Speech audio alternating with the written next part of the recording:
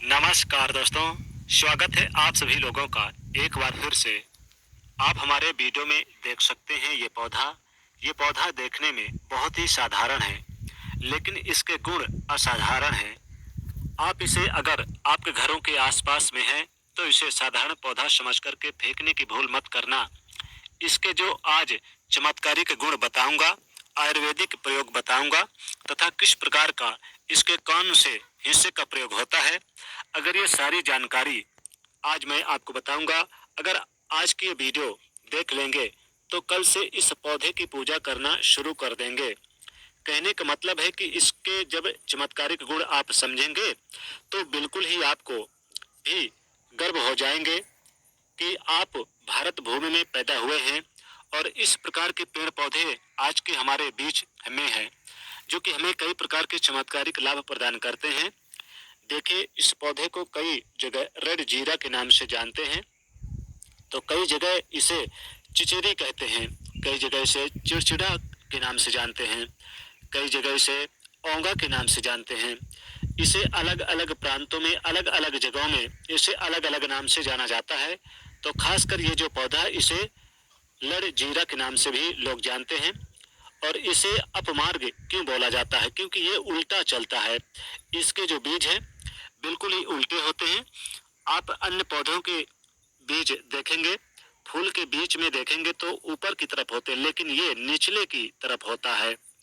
इनके जो बीज होते हैं ये निचले की तरफ होते हैं, ये उल्टे होते हैं, इसलिए अपमार्ग बोला जाता है। अपमार्ग विद्या में इसका बहुत ही प्रयोग होता है। तो क्यों हमारे लिए असाधारण है, आइए इस वीडियो में जानते हैं। सर्वप्रथम तो सभी दर्शकों को कहना चाहूंगा कि कमेंट बॉक्स में अभी तक अगर भारत भूमि से हैं तो जय हिंद जरूर लिखना। दोस्तों, इस पौधे के चमत्कारिक और तांत्रिक प्रयोग भी बताऊंगा। तांत्रिक प्रयोग का मतलब है कि आप इसका प्रयोग करके आप अपने जीवन की बहुत सारी समस्याओं को दूर कर सकते हैं। आज भी संत महात्मा इसके बीज से खीर बनाते हैं, इसके बीज की खिचड़ी बनाया जाता है। जो लोग वन में जंगलों में रहते हैं वो इसके बीज से अपना व्रत यानी कि रखते हैं, और इसी के बीज से व्रत यानी कि जो व्रत में खाते हैं, जैसे कि बहुत से लोग फल वगैरह खाते हैं तो ये इसके बीज खाते हैं। हमारे धर्म शास्त्रों में भी ये कहा जाता है कि ये जो अपमार्ग के पौधे हैं, चिड़चिड़ी यानी चिचड़ी के जो पौधे हैं, इसके जड़ में माँ गंगा का वास होता है। जी हाँ, बिल्कुल ही माँ गंगा का वास होता है। और ये भी माना जाता है कि प्राचीन ग्रंथों में भी लिखा है कि अमृत के कुछ बूंद इसके जड़ में पड़े थे।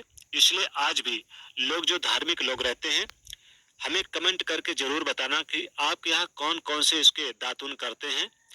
जो बहुत से पुराने समय के यानी लोग हैं, सियाने लोग हैं, जिसे हम बुजुर्ग के नाम से भी जानते हैं, तो ऐसे व्यक्ति इसके जड़ की दातुन करते हैं। क्यों करते हैं? क्योंकि इसके जड़ में गंगा का वास होता है, इसके जड़ में अमृत की कुछ बूंदें गिरी थी। आइए सर्वप्रथम जानते हैं इसके आयुर्वेद प्रयोग, फिर जानेंगे इनका चमत्कारिक प्रयोग। आयुर्वेदिक प्रयोग सर्वप्रथम बताना चाहूंगा कि अगर इसके जड़ का दातुन किया जाए, जिसे लंबे समय से दांतों में पायरिया है, दांतों में दर्द बना रहता है, किसी कारणवश डॉक्टरी इलाज नहीं करा पा रहे हैं या फिर डॉक्टरी दवा खा रहे हैं, फिर भी दांतों में दर्द बना हुआ है, ठीक नहीं हो रहा, तो केवल इसके दातुन करने मात्र से दांतों में जितने भी कीड़ाएं हैं, बैक्टीरिया है, जिसके कारण आपके दांतों में दर्द बना रहता है, वह दर्द इसके दातुन करने से केवल 15 दिनों तक, इनके रेगुलर दातुन करने से 3 दिनों में इसके रिजल्ट मिल जाएंगे। दांतों के दर्द समाप्त हो जाते हैं। दूसरी बात, ये दांतों के पीलापन को जड़ से समाप्त करते हैं। जिनके दांतों में पीलापन है, गंदे हैं, ऐसे व्यक्ति को भी इसके दातुन जरूर करने चाहिए। इनके दातुन करने के बाद हमारे दांतों में चमक आ जाती है। ये तो प्रयोग हुआ।